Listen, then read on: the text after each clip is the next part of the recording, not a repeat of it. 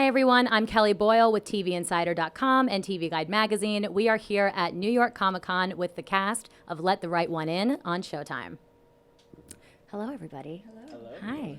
Hi. So to get started, were any of you fans or familiar with the book or the original movie before you were cast in this series?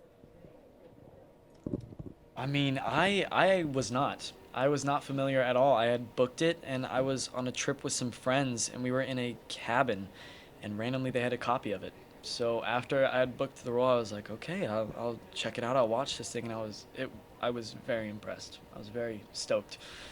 Yeah, same here. I had not known about the film until it started to circulate and came my way, and I watched it, and I was blown away by it. I think it's a very, very well done and interesting film, and then the backstory about the author who had been bullied when he was a child and sort of wrote this in response to it, I thought was great. And then since then, I've sort of found out that a lot of people love this film.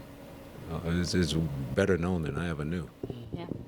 100%. I hadn't. I had heard about it, but I remember when it was nominated for an Oscar, but I had never seen it, and I had a lot of friends that swore by it and loved it. And so when the night before my call back, I was like, I should probably watch this movie. And I watched it. My husband and I watched it in the country very late at night. It was snowing, and it was terrifying.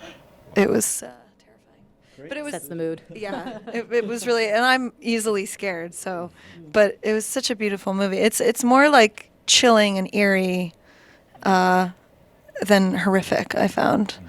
And the love story of it all, I really responded to. Yeah.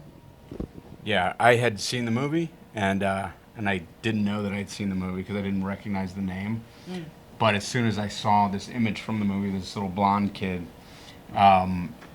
I knew I'd seen it. I knew the theater I'd seen it in. It really stood out to me.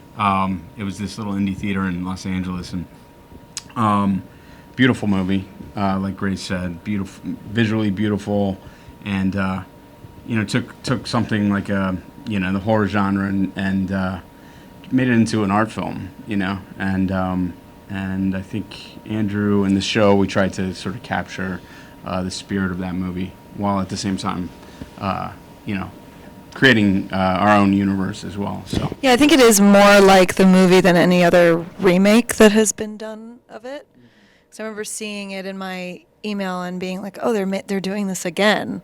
But it feels visually, aesthetically, tonally, thematically so different from the other ones, and most like the movie. It's sort of like a love letter to the movie. Yeah, and the whole point with adaptations is to put your own twist onto a story that people already know, right? And so I think that viewers will find that this series has some interesting things to say with the changes that it has made to the source material that it's based on. So, Kevin, Mark and Zeke have a troubled history in the premiere that we learned about. So can you give us some context about that and how their relationship will evolve moving forward?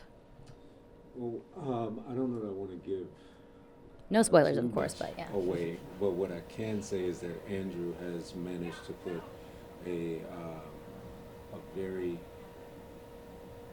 human sense of camaraderie in this relationship that we have, and there in this world there are difficulties because of the love of the friendship between these two guys that will happen and unfold, and I think we get a deep journey because of the love that Andrew has managed to infuse in these characters for each other. Sure. And then Grace, Claire's relationship with her father is incredibly strained, to say the least. But now she is kind of back in his sphere again for the sake of her brother. So what's going through her head when she sees her brother again? And how will we see her contend with what she has just learned? Yeah. Well, I think her entire life, as she has known it for the last 10 years, is completely upended and just nowhere near what she thought it was. And she has to wrap her brain around it in a matter of hours. But what I think what really drives her, what really drove me as an actor was, again, this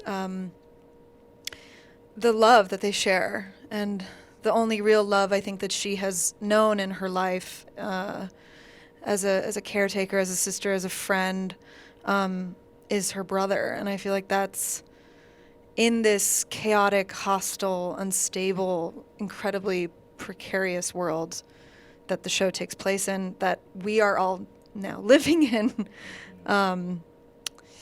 In reality, love is the thing that is the only thing we really, I think, can understand and grasp and protect and defend, and is lasting. So I think that familiar feeling comes back, and she operates from, that's the engine that drives her. And from there, you know, she has to make a series of decisions that come at a great cost. But it's all for this guy. Speaking of this guy, that's some crazy special effects makeup we see at the end of episode 1. How long did it take to get into that? What was that like? It probably took on average about 2.5 hours, 3 hours to get into. Probably about an hour and a half to take off. And once you're in it, you're in it. It's it's a lot. It's definitely tough to describe. I hadn't ever done prosthetics before until this show, and it was a very big leap. But I think the prosthetics were done so well, and I really love it because, like, Peter as a character, like as a person, feels so different from the way that he looks at the end of the episode. And I love that contradiction from him, kind of just this love again that he has with his sister, and finally being able to see her again while being through that physical pain is really just, I loved it. I think it was great. Yeah. And then, Nick, to wrap things up, Matthew he's involved in the Logan sphere as well. And Arthur, as we know, is on the hunt for a cure. So what can you share about your character's involvement in that, and possible conflict with everyone in the Logan house moving forward? Well, yeah. So Matthew, the character Matthew, is loyal employee to Arthur, the Logan family, and he's kind of a son to him, really, and he is given the task of kind of caretaking Peter a little bit, and at the same time, trying to do what needs done as far as finding a cure for this thing, and